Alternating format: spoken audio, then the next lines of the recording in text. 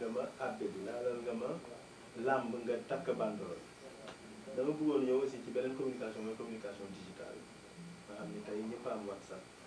ñëpp a am TikTok di ko seetaan di ci reetaan nit ñaa ngi ci Facebook est-ce que yéen exploité ngeen côté boobu pour laal waa yi nga xam ni mool la et que peut-être du déglu rajo mais ubbi na téléphone am yem ci seen groupe WhatsApp benn message boo xam ni ça parle de Hermany Protégé. waaw mooy léeg-léeg sax damay jékki bi yàgg ma ne est-ce que man màggatuma parce que jamono dafay dox 2004 du 2020 du 2023 mais jamono dafa dox ñun doxuñu ànd ak moom doon nañ ko def at yi passé sax maa ngi doon jéem a liggéey ak Cheikh Darou si ay vidéo yu ndaw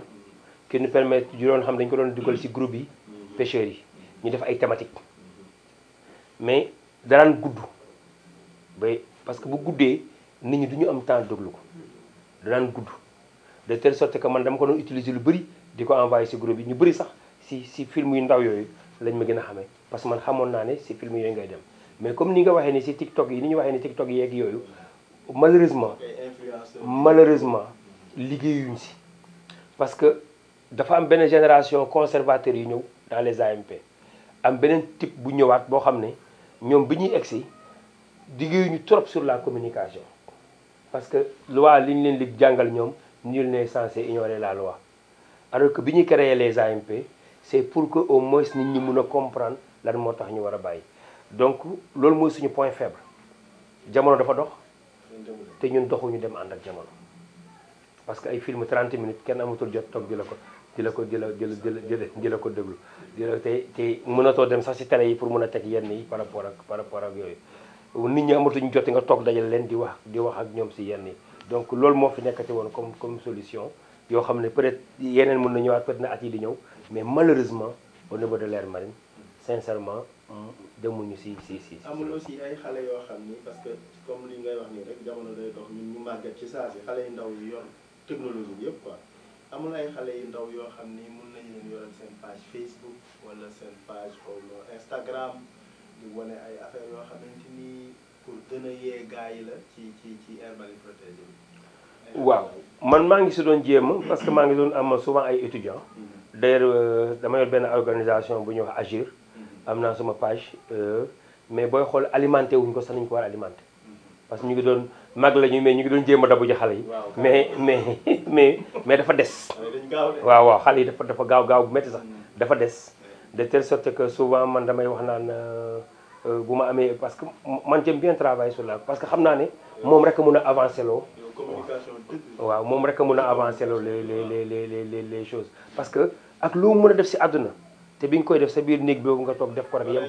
fa la yem donc il faut que ñu bëri xamuñu exactement vraiment njëriñ bi air marine bi am par rapport ak Joal surtout par rapport ak napp gi surtout fi nga xam ne fi lañu jëm ci kanam donc manqué nañu lool parce que tey may wax ak yow AMP amul page ay xoolal AMP Joal c'est l'AMP le plus fonctionnel en gouvernance partagée en Afrique de l'Ouest loolu laa lire tey amul page Facebook AMP amul site internet AMP boo xam ne AMP Joal la amul parce que à des moments donnés dañu jamono dafa dox te doxuñu ànd ak moom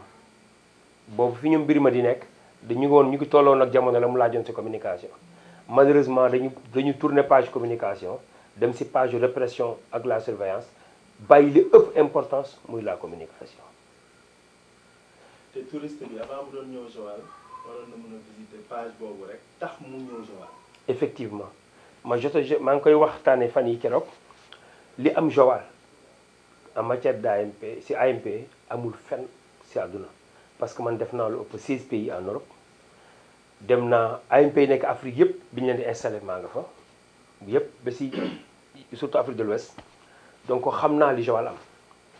Joal kese am na benn projet bu ñu lancé temps yële benn projet Lamantin suivi Lamantin bu ma ko gisee dama ne Joal rek lañ ko mën a am gars yi ne ma da ngay suuf 2 semaines laa def génne leen ay Lamantin à Joal rek nga ko mën a ci am Joal rek nga mën a toog am ay orque baleine yi am biir yu weex yi février mars dama ci def ay circuit touristique Joal rek nga mën a tëmb saa yu la neexee 5 minutes après nga compter lépp 50 ndóomaar fii c'est à tefes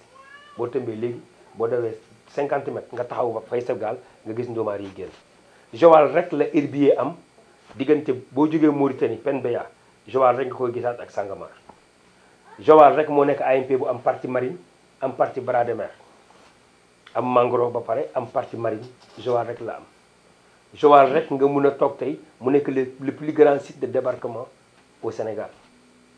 Joal moo nekkaat aussi amaat site de débarquement transformation lépp biir Joal la am. Joal moo ëpp site culturel dans toutes les AMP yu nekk Afrique ay site culturel am ñaari site aux oiseaux boo xam ne boo fa demee mën nga fa demoon dénombrer entre 50 à 70 espèces saa yoo demee foofu ay oiseaux. Joal rek moo am non seulement zone d'alimentation des tortues mais mu am site de ponte des tortues parce que ren am naa 17 nids pardon de tortues yoo xam ne yéegu nañu nen ma toppatoo leen ba ñu éclore ma dugalaat leen géej. Donc potentialité Joal dafa bëri surtout sur le plan culturel. Senghor cimetière Mexique premier parc à huîtres du Sénégal Joal la. Donc sur le plan biodiversité sur le plan culturel sur le plan économique li AMP Joal am li commune Joal am ñun waa Joal yi dëkk sax xamuñu ko malheureusement dañ toog